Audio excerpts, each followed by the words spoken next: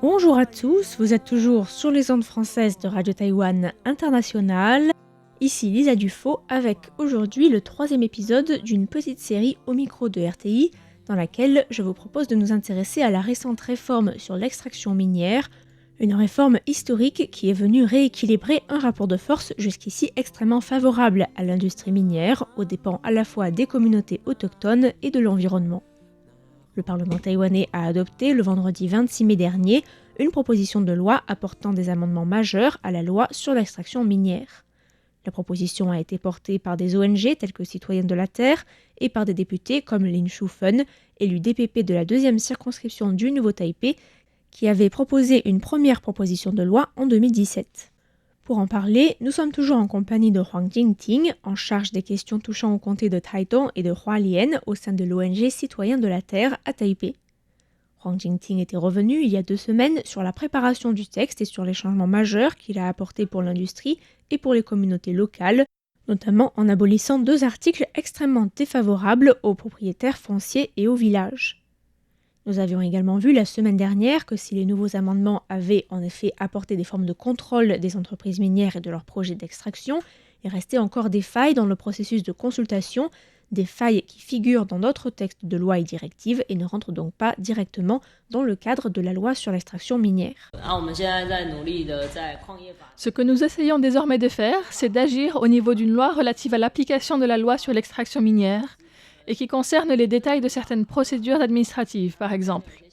Ainsi, nous essayons de faire en sorte que les informations apportées par les entreprises minières pendant ces fameuses réunions de présentation soient validées, vérifiées par une autorité compétente, pour qu'on ne serve pas de fausses informations aux villageois. Il faut aussi qu'on leur dise quel genre de questions poser aux entreprises. Huang Jingting explique aussi que le processus de consultation, en plus de poser de nombreuses questions sur la forme, tend également à renforcer les divisions qui existent déjà au sein des villages, où toutes sortes d'intérêts entrent en jeu et se confrontent. Certains villages décident d'organiser un vote à la main et d'autres choisissent d'organiser un vote secret avec des isoloirs. Mais en fait, peu importe le mode de scrutin, car dans ces villages, le résultat de ce genre de vote se calque sur les séparations, les dissensions qui existent déjà entre les habitants. D'ailleurs, quand on fait le comptage des voix, même si le scrutin a été secret, on sait déjà quelle famille a voté quoi. En fait, souvent, les familles qui sont opposées au projet ne vont pas voter, sauf si elles craignent que les personnes favorables au projet ont une chance de l'emporter. Elles préfèrent donc, tant que c'est possible, ne pas s'en mêler car cela risque d'impacter les relations avec leurs voisins. Donc les relations humaines font partie des éléments qui comptent dans la prise de décision. D'après mes propres observations, il y a beaucoup d'opposition passive, avec des personnes qui choisissent de ne pas aller au vote pour que le quorum ne soit pas atteint et que le vote ne puisse pas avoir lieu. Huang Jingting affirme que malgré tous ces défauts, le principe de consultation des villageois a au moins le mérite de permettre aux habitants de s'exprimer.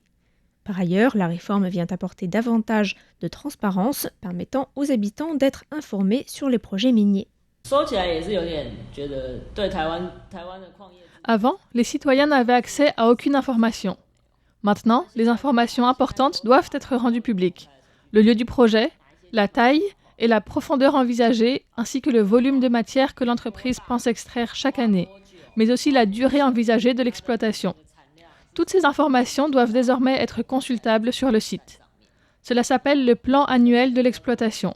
La compagnie doit aussi publier son plan de fermeture des mines à venir et les résultats des évaluations annuelles d'impact environnemental. La réforme a été adoptée, mais elle doit encore être publiée avant d'être appliquée. Nous attendons donc. Nous verrons ensuite si elle est bien appliquée. Je pense qu'il faudra du temps, peut-être 1 an, pour que tout se mette en place, pour que le site internet soit mis à jour avec toutes ces informations. La réforme est ainsi venue introduire l'obligation pour les compagnies minières de réussir une étude d'impact environnemental, une procédure qui dépend de la direction ministérielle de l'environnement qui deviendra bientôt, suite à l'adoption d'une loi organique en mai dernier, le ministère de l'Environnement. Avant, il n'y avait pas vraiment d'obstacle pour creuser. Maintenant, il y a l'obligation de réussir l'évaluation d'impact environnemental à l'avancement de l'exploitation. Mais il faut voir comment cela va être appliqué. Est-ce que ce sera une évaluation de qualité, sérieuse, ou bien une simple formalité administrative? C'est la direction ministérielle de l'environnement qui est chargée de mener cette évaluation. Nous nous posons des questions, parce que nous estimons que pour mener ce genre d'évaluation de projets miniers, il faut des experts géologues. En septembre prochain, la direction ministérielle de l'environnement renouvellera son équipe d'experts environnementaux en charge de ces évaluations. Nous verrons à ce moment-là combien, parmi ces futurs experts, sont capables d'évaluer des projets miniers. Lors de l'adoption de la loi organique sur la création d'un ministère de l'Environnement, l'ONG Citoyens de la Terre avait critiqué le plan de restructuration, affirmant que ce dernier ne permettait pas de répondre à la demande formulée de longue date par les ONG qui réclament un système de gestion intégré des terres, des forêts et de l'eau. Par ailleurs, l'ONG s'inquiète pour l'indépendance des experts environnementaux chargés de l'évaluation d'impact environnemental pour les projets miniers. Le monde des géologues est très petit à Taïwan. Les départements de géologie forment de nombreux géologues qui vont travailler dans les mines. C'est un cercle très étroit où les cadres, les ingénieurs et les professeurs sont tous des anciens diplômés de différentes promotions et se connaissent entre eux. En effet, certains chercheurs vont utiliser des bourses attribuées par des compagnies minières pour mener certaines recherches, et le gouvernement donne à ces chercheurs des dossiers d'études de projet. Personnellement, j'estime que ces personnes ne devraient pas être autorisées à entrer au bureau de l'environnement et d'être chargées des évaluations d'impact environnemental. Huang Jingting estime que le passage des géologues du privé au public pose un sérieux risque de conflit d'intérêts et met en péril l'intégrité des personnes chargées d'évaluer les risques environnementaux. Huang Jingting estime toutefois que la situation est en train de s'améliorer et que les changements vont dans la bonne direction. À Taïwan, il existe un institut minier qui est composé de nombreux retraités du Bureau des affaires minières. Et cet institut se voit confier différents dossiers d'études d'impact environnemental. Mais les derniers amendements de la loi sur l'exploitation minière ont permis de discuter de ce problème, et c'est en train d'être réglé. Par exemple, il y avait des fonctionnaires retraités du Bureau des mines qui faisaient des évaluations de dossiers pour les entreprises, afin que ces dernières puissent voir leurs demandes de permis approuvées. Cela existait bien, en effet. Mais la réforme est venue apporter un changement sur cet aspect. Les techniciens miniers, c'est-à-dire les personnes capables de mener des études d'impact environnemental et de réaliser des rapports, étaient très peu nombreux. Il n'y en avait que 6 pour tout Taïwan. Désormais, cela est plus ouvert. Les ingénieurs géologues peuvent aussi le faire, ou encore se spécialiser dans la stabilité des pentes ou dans la conservation de l'eau et de la terre. Alors que c'était auparavant quelque chose de très fermé. Avec cette ouverture aux autres spécialistes, le choix est plus large maintenant. C'est le genre de changement progressif que l'on voit aujourd'hui.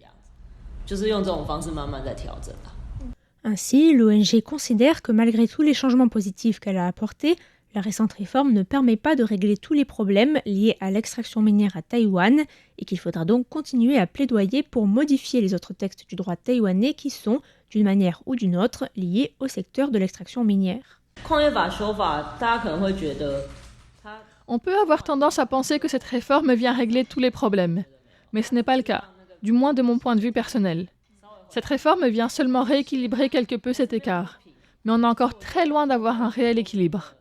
Il faut donc aller se pencher sur toutes les autres lois qui traitent des différentes procédures, si l'on veut vraiment que l'esprit de la loi soit appliqué. Enfin, Huang Jingting a évoqué le cas du village de Tanan, dans la commune de Xinyi, dans le comté de Nantou, un village Bunun situé dans les environs du lac du Soleil et de la Lune. Nous sommes en contact avec les habitants d'un village du côté de Nantou, près du lac du Soleil et de la Lune.